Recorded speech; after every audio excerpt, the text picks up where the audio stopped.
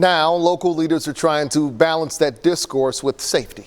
KSHB 41's Lily O'Shea Becker shares the voices of your elected leaders and a political science professor on this growing violence.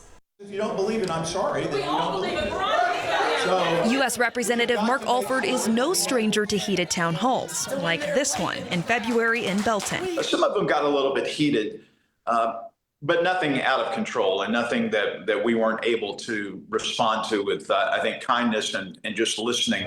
Listening. That's what Alford says he ran his congressional campaign on. The congressman said he wants to be accessible to his constituents. But after the killing of conservative activist Charlie Kirk, Alford announced on X he's putting a pause on all public events. In the wake of Kirk's assassination, Park University political science professor Matt Harris noted politicians on both sides of the aisle have postponed public events. I think this just speaks to why political violence is damaging to democracy, right? Because part of having a democracy is this idea of open discussion, debate, dialogue. This is not in the best interest of the country.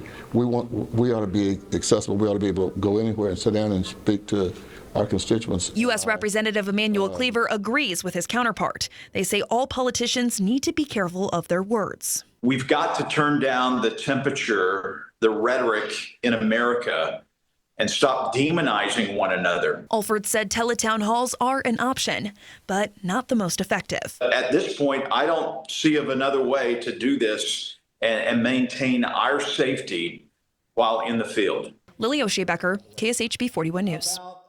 Lily, thank you. A spokesperson for Congressman Cleaver told me there will be increased security at his events.